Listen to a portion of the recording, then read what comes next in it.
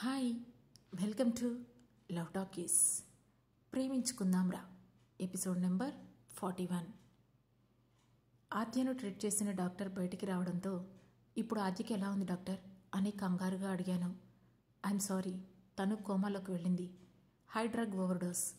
గత కొన్ని రోజులుగా స్టెరాయిడ్స్ తీసుకోవడం వల్ల ఓవర్డోస్ అయ్యి ఈ సిచ్యువేషన్ వచ్చింది అని చెప్పారు డాక్టర్. ఆద్యతో ఫిజికల్గా యాక్టివ్గా ఉండడానికి మా బావ చేసిన పని వల్ల తన ప్రాణాల మీదకు వచ్చిందని నాకు అర్థమయ్యింది. అలాగే హైపర్ టెన్షన్ మీద జరిగిన అటాక్ వల్ల బ్రెయిన్ డెడ్ అయింది.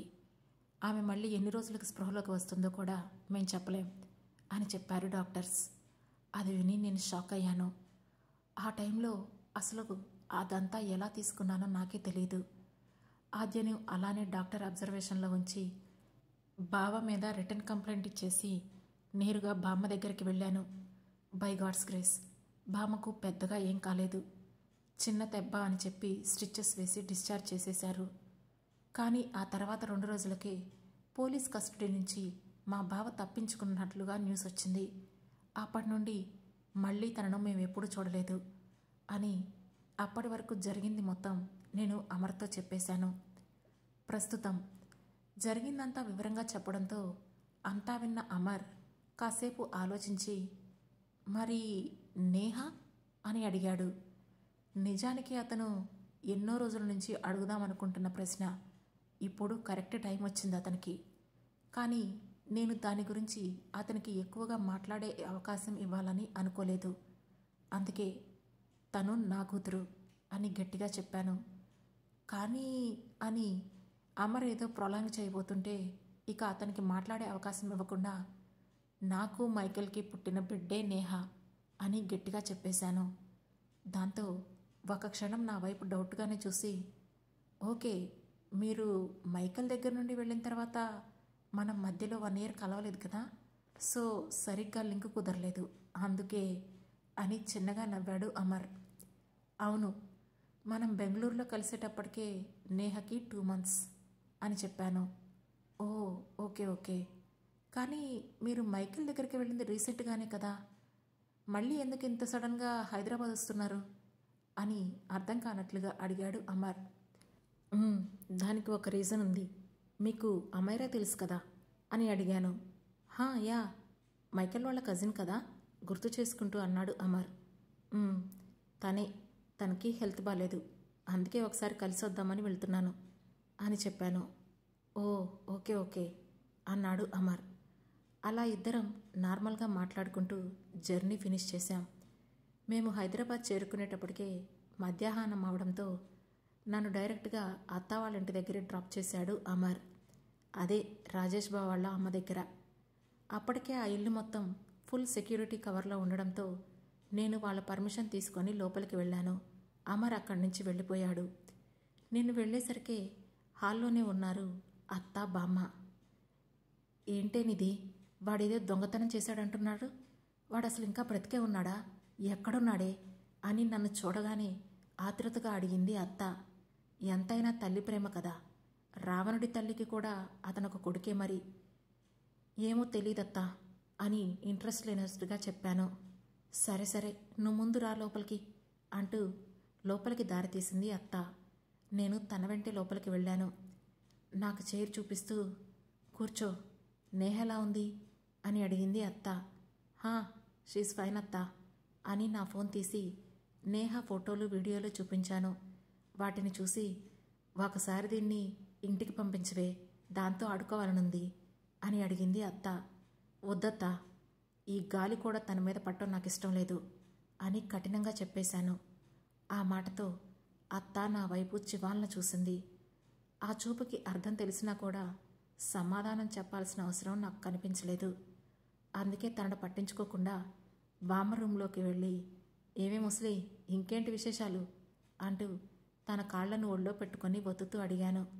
వదలవే అని కాళ్ళు విడిపించుకొని, నాదే ముందే కాటికి కాళ్ళు చాపుకొని కూర్చున్నాను, నువ్వు నీ చెల్లె చెప్పాలి విశేషాలు అంది బామ్మ. ఆమె ఉద్దేశం నాకు అర్థమైంది. అందుకే ఆరాధ్యకి సంబంధాలు వెతుకుతున్నాను బామ్మ, కుదిరితే చేసేస్తానులే అని చెప్పాను. మరి నువ్వు ఇలాగే ఉంటావా అని నెమ్మదిగా అడిగింది బామ్మ. మా ఆయన ఉండగా ఇంకొకరితో పెళ్ళంటే నన్ను చంపేస్తాడే బామ్మ. నన్నే కాదు, ఆ మాట అడిగినందుకు నిన్ను కూడా వేసేస్తాడు. మరి నీకోకేనా అని అల్లరిగా అడిగాను. ఆ మాటతో ఏంటి మీ ఆయన అంటున్నావేంటి? అంటే ఇప్పుడు మీ ఇద్దరు కలిసే ఉంటున్నారా అని ఆశ్చర్యంగా అడిగింది బామ్మ. అని నవ్వుతూ అన్నాను. అవునా, మరి నేహ గురించి చెప్పలేదా అని కంగారుగా అడిగింది బామ్మ. అన్నీ తనకి తెలుసులే బామ్మ అని ధైర్యంగా చెప్పాను. తెలిస్తే మాత్రం ఎవరైనా ఒప్పుకుంటారంటే అలాగా? ఇక నువ్వు పిచ్చివేషాలు వేయకే నిధి, ఆ ముష్టిదాన్ని అని బామ్మ ఏదో మాట్లాడబోతుంటే తన వైపు ఉరిమి చూశాను. నా చూపుకి భయపడిందేమో. అదే దాన్ని తీసుకెళ్ళి మీ అమ్మ దగ్గర పడేసి నువ్వు సుఖంగా మీ ఆయనతో బతుకు, వెనక్కి తిరిగి చూడకుండా ఉండు, హాయిగా పిల్లల్ని కను అని చెప్పింది బామ్మ. ఆపు బామ్మ, ఇవన్నీ మాట్లాడడానికి రాలేదు నేను అని విసుగ్గా చెప్పాను. చెప్పేది వినిపించుకోవడం అనేది మీ రక్తంలోనే లేదు కదా అని గొనుక్కుంటూ అంది బామ్మ.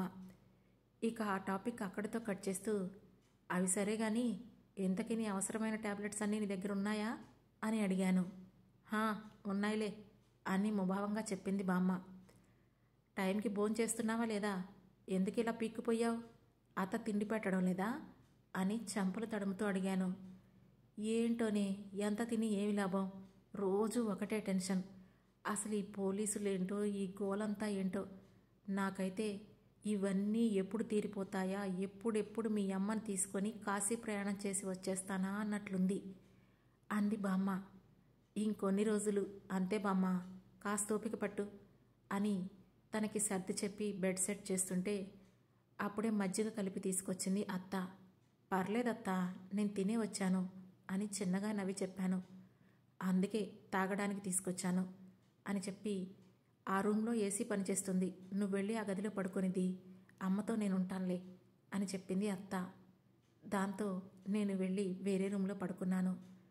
బెడ్ మీద పడుకొని అలా కళ్ళు మూసుకునేసరికి ఎవరో వచ్చినట్లు అనిపించి వెంటనే కళ్ళు తెరిచి చుట్టూ చూశాను. ఏదో సెన్సేషన్ వస్తుంది కానీ చుట్టూ ఎవరో ఉన్నారనిపిస్తుంది కానీ ఎవరూ కనిపించడం లేదు. నాకేదో అయిపోయినట్లు తెలుస్తోంది. వెంటనే ఫోన్ తీసి ఫ్లాష్ వేసి లైట్ ఆన్ చేసి నిద్ర పట్టక కూర్చున్నాను. పోలీస్ సెక్యూరిటీ ఉంది కదా, ఇంకెందుకులే భయం అని మళ్ళీ నాకు నేనే సర్ది చెప్పుకొని వెంటనే వెనక్కి వాలిపోయాను.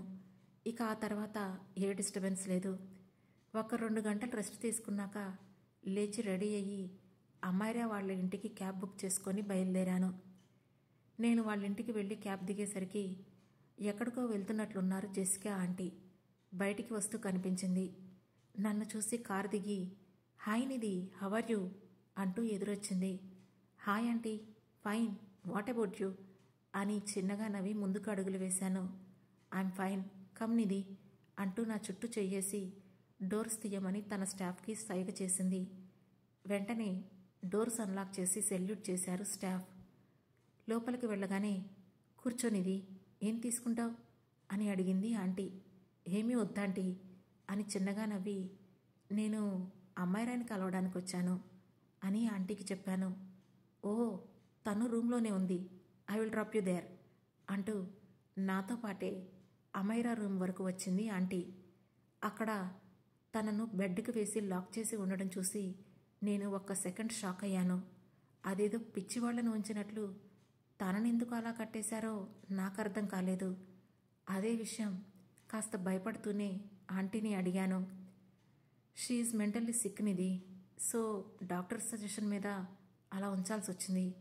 బట్ డోంట్ వరీ, తను నీకేం హామ్ చేయదు అని అన్నారు ఆంటీ.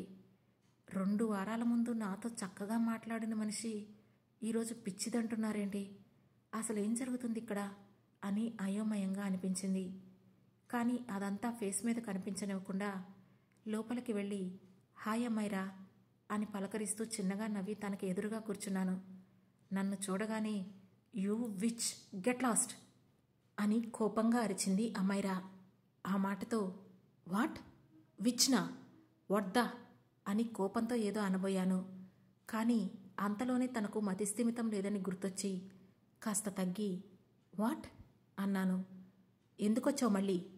నేను తోస్తున్న ప్రతిసారి బాల్ కంటే వేగంగా ఎందుకొస్తున్నావు నా లైఫ్లోకి? Why are you taking my Michael, you bloody అని హిస్టీరియా పేషెంట్లా అరుస్తోంది. ఆమె మాటలు నాకు ఎక్కడో తగులుతున్నాయి. నన్ను మైకెల్ నుంచి దూరంగా తోయడమేంటి? అంటే మా ఎడబాటుకి తనకి ఏదైనా సంబంధం ఉందా అనే అనుమానం నాలో ఆ క్షణమే కలిగింది. అందుకే వాట్ ఆర్ యూ టాకింగ్ అమ్మైరా అని గట్టిగా అడిగాను. కానీ అప్పటికే తనని ట్రీట్ చేస్తున్న డాక్టర్ అక్కడికి వచ్చి ఆమెకు సెడేటివ్ ఇవ్వడంతో నాకు సమాధానం చెప్పకుండానే అరుస్తూనే నిద్రలోకి జారుకుంది అమ్మైరా. ఆమెను చెక్ చేసిన తర్వాత ఆ డాక్టర్ నా వైపు చూసి, ఆవిడెందుకు మిమ్మల్ని చూసి ట్రిగ్గర్ అవుతున్నారు, కాస్త ఆవిడకి దూరంగా ఉండండి, అదే మీకు చాలా మంచిది అని చెప్పాడు. ఆ మాట నాకు షాకింగ్గా అనిపించడంతో, తను నన్ను చూసి ట్రిగ్గర్ అవ్వడం ఏంటి డాక్టర్? తను మన బెంగళూరులో నాతో చాలా బాగా మాట్లాడింది, మరి అప్పుడే నేను తనకి విలన్లాగా ఎందుకు అయిపోయాను అని అయోమయంగా అడిగాను. అది నాకెలా తెలుస్తుంది మేడం అన్నాడు డాక్టర్. అఫ్కోర్స్ అని నేను ఏదో ఆలోచిస్తుంటే, I'm sorry for the disturbance Nidhi అంటూ అక్కడికి వచ్చింది aunty. It's okay aunty, but Amaira ఏంటి ఇలా బిహేవ్ చేస్తుంది? మొన్నటి వరకు నాతో బాగానే ఉంది కదా, మరి సడన్గా ఏంటిదంతా అని అడిగాను. తను ఇలానే బిహేవ్ చేస్తుంది నిధి, ఇప్పుడే కాదు చాలా రోజుల నుంచి ఇలానే ఉంది. అసలు తన ప్రాబ్లం ఏంటో ఎంతమంది డాక్టర్స్ కలిసినా అర్థం కావడం లేదు. ఒకరోజేమో నేనేదో శ్రీనిధికి అన్యాయం చేశాను, సారీ చెప్పాలి అంటుంది. వెంటనే నువ్వే తనకు అన్యాయం చేశావు, నిన్ను చంపేస్తా అని అరుస్తుంది. ఇవన్నీ చాలవన్నట్లు మొన్న పాయిజన్ తీసుకొని హాస్పిటల్కి ఎందుకు వచ్చిందో కూడా తెలియదు అని తన గురించి చెబుతూ తల కొట్టుకుంటూ బాధపడింది జెసికా ఆంటీ. నేను ఆంటీ భుజం చుట్టూ చెయ్యి వేసి కన్సోల్ చేస్తుంటే, అసలు ఇదంతా చూస్తుంటే తనకేమైనా మల్టిపుల్ పర్సనాలిటీ డిజార్డర్ ఉందేమోనని భయంగా ఉంది. అందుకే సైకియాట్రిస్ట్ని కూడా కలిశాను, సైకాలజిస్ట్ని కూడా తీసుకెళ్లాను. కానీ ఎలాంటి ప్రయోజనం లేదు. ఇంకొన్ని రోజులు ఇలానే ఉంటే తనకు స్ట్రాక్ ట్రీట్మెంట్ ఇప్పించాలని చెప్తున్నారు డాక్టర్ అని ఏడుస్తూ చెప్పింది ఆంటీ. గ్లాస్ డోర్ లోపల నుండి కనిపిస్తున్న అమ్మైరాని చూస్తూ ఆవిడ మాటలన్నీ వింటున్న నేను, షాక్ ట్రీట్మెంట్ ఇస్తే తనకి క్యూర్ అవుతుందా ఆంటీ అని అడిగాను. అలా అని చెప్పలేం, బట్ బ్రతికినా కూడా బ్రెయిన్ డెడ్ అయినా కూడా పూర్తిగా బాధ్యత మనదే అని బాండ్ రాసిస్తేనే కానీ ట్రీట్మెంట్ స్టార్ట్ చేయరట. రెండిటికి ఈక్వల్ పర్సంటేజ్ ఛాన్స్ మాత్రమే ఉంది. సో రిస్క్ తీసుకోవడం ఎందుకా అని ఆలోచిస్తున్నాను అని అన్నారు ఆంటీ. జీవోత్సవంలా మా ఇంట్లో పడున్న మనిషిని చూసి కూడా నేను ఆ టైంలో అమైరా విషయంలో రిస్క్ తీసుకోమని చెప్పే సాహసం ఆంటీతో చెప్పలేకపోయాను. అందుకే హా అని తల ఊపాను. కానీ నాకు లోపల విపరీతమైన అసహనంగా ఉంది. అరే, అసలు మైకేల్ ఏ విషయం దాచుతున్నాడో తెలుసుకుందామని నేను ఇక్కడికి వస్తే అసలు కుదరడం లేదు. కానీ అతను కూడా చెప్పడం లేదు. ఇప్పుడు నాకు తెలుసుకునే దారి కూడా ఉన్నట్లు అనిపించడం లేదు. అందుకే నాకు నాపైనే విపరీతమైన కోపం వచ్చేసింది. ఇంతలో కాఫీనిది అని అడిగింది Jessica aunty. Okay aunty, filter without sugar అని చెప్పాను. ష్యూర్ అని చెప్పి వెళ్ళిపోయింది ఆంటీ. ఆవిడ వెనకే ఏదో మాట్లాడుతూ డాక్టర్ కూడా వెళ్ళాడు. అందరూ వెళ్ళిపోవడంతో ఇప్పుడు ఆ రూమ్లో ఎవరూ లేరు. నేను ఈసారి ధైర్యం చేసి క్లోజ్ చేసి ఉన్న డోర్స్ ఓపెన్ చేసి అమైరా దగ్గరికి వెళ్ళాను. సెడేటివ్ ఇవ్వడం వల్ల పడుకుంది, కానీ తనకి ఆ పవర్ ఇంకా సరిపోలేదనుకుంటా. నిద్ర పట్టక బెడ్ పైనే అటు ఇటు తిరుగుతోంది. అమైరా అంటూ తన చేతి మీద చెయ్యేశాను. వెంటనే నిధి అని పిలిచి నన్ను అప్పుడే చూసినట్లుగా, thanks for coming Nidhi, please save me, నేను ఇక్కడ ఉండను, వీళ్ళందరూ నన్ను టార్చర్ చేస్తున్నారు నిధి, ప్లీజ్ టేక్ మీ అని అరుస్తూ ఏడుస్తోంది Amaira. I will calm down అంటూ తన వీపు చుట్టూ చెయ్యేసి పట్టుకున్నాను. కానీ ఇంతలో అమైరా సడన్గా నా పీక చుట్టూ చెయ్యేసి గట్టిగా పట్టుకొని పిసికేస్తూ ఐ విల్ కిల్ యూ అంటూ అరిచింది. తనను ఆపడానికి కూడా వీల్లేకుండా తన చేతులు నన్ను చాలా బలంగా బంధించేయడంతో తన చేతుల మీద గట్టిగా తడుతూ వెనక్కి నెట్టడానికి ట్రై చేస్తున్నాను. I hate you so much Srinidhi అంటూ అరుస్తోంది అమైరా. ఇంతలో తన అరుపులకు పరిగెత్తుకుంటూ లోపలికి వచ్చారు కొందరు స్టాఫ్.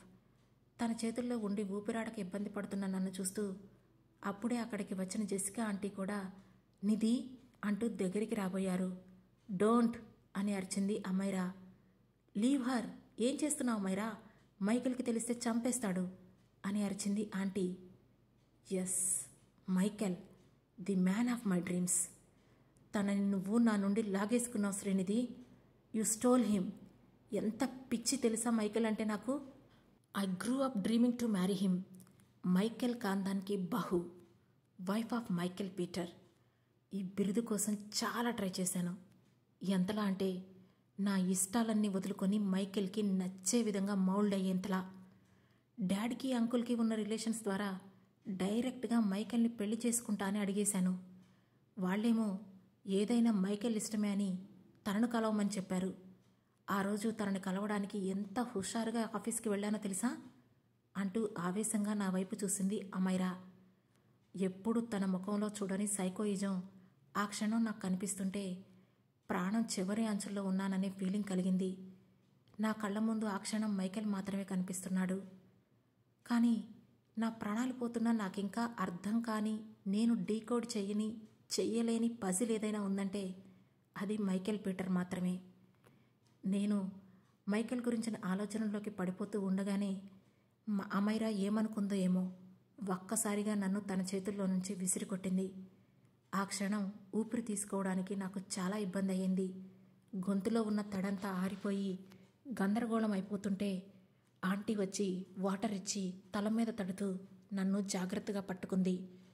నన్నే చూస్తున్న అమైరా తను మళ్ళీ మాట్లాడడం మొదలుపెట్టింది. ఆ రోజు ఆఫీస్కి వెళ్ళాక నేను మైకేల్ని కలిశాను. నా జీవితంలో మొదటిసారి అంత తక్కువ మాట్లాడే వ్యక్తిని చూడడం.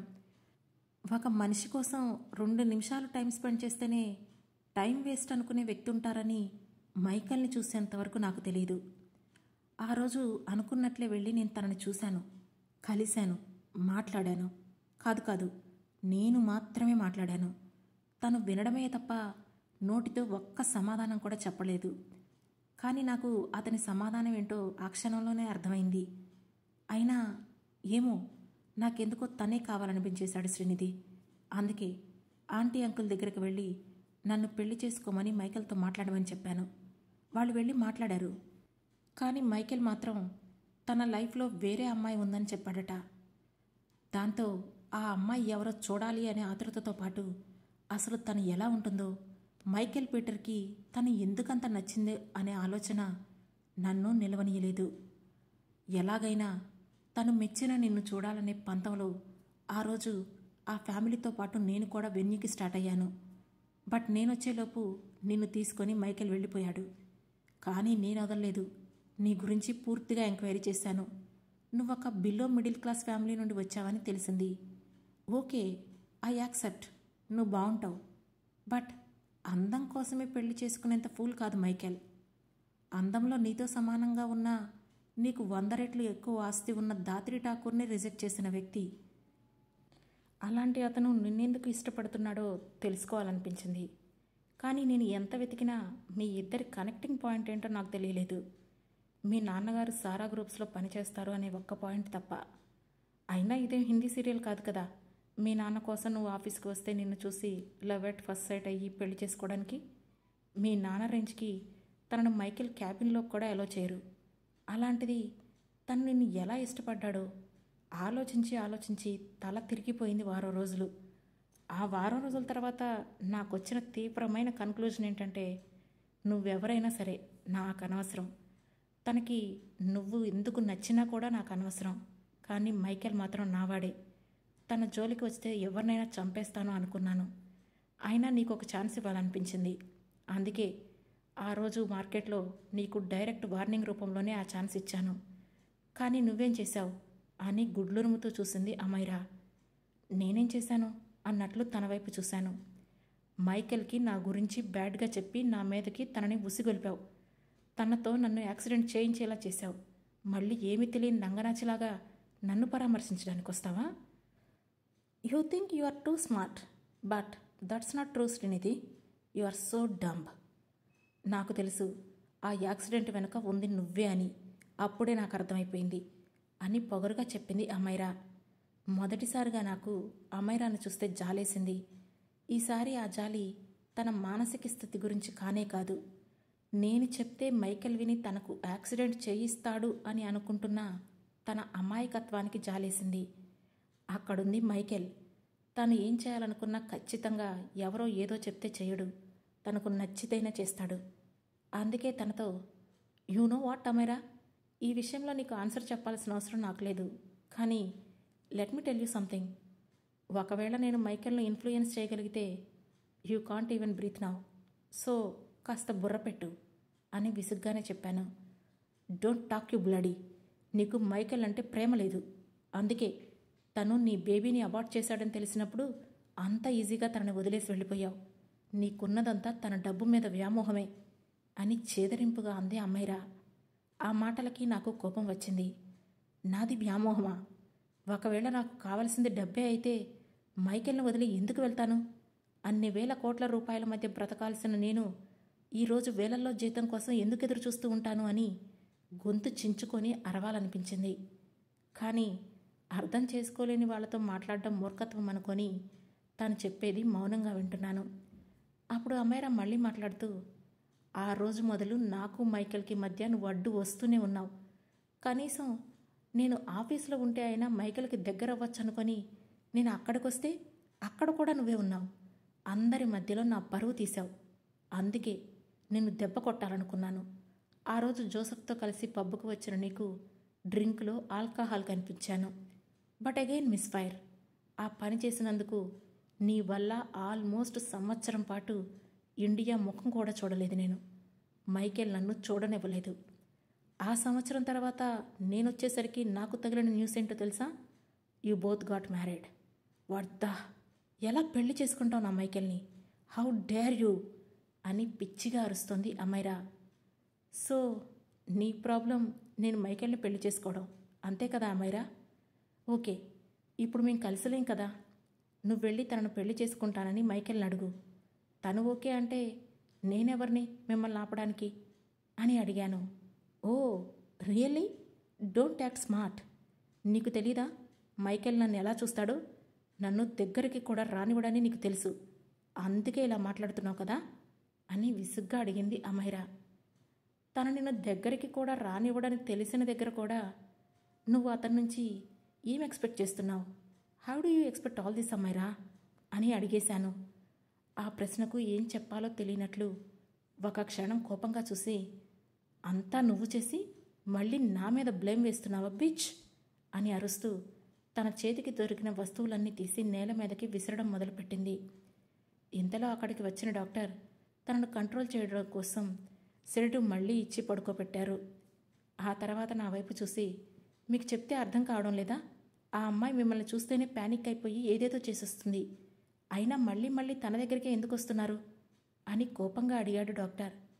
అసలు నన్ను చూస్తే ప్యానిక్ అవ్వాల్సిన అవసరం తనకేంటి డాక్టర్? నేనేమైనా సింహాన్నా అని నవ్వుతూ అడిగాను. ఆవిడ మీ దగ్గర ఎందుకు భయపడుతున్నారో నాకెలా తెలుస్తుంది మేడం? మిమ్మల్ని చూసినప్పుడు మాత్రమే ఆవిడ అలా బిహేవ్ చేస్తున్నారు, అందుకే చెప్తున్నాను అన్నాడు డాక్టర్. నోనో, నేను మిమ్మల్ని ఏమనడం లేదు డాక్టర్, నన్ను నేను ప్రశ్నించుకుంటున్నాను అంతే అని చిన్నగా నవ్వి అక్కడి నుంచి బయటికి కదిలాను. వస్తూనే అమర్కి కాల్ చేస్తూ బయటికి అడుగులు వేస్తుంటే, ఐఎమ్ సారీ శ్రీనిధి అంది ఆంటీ.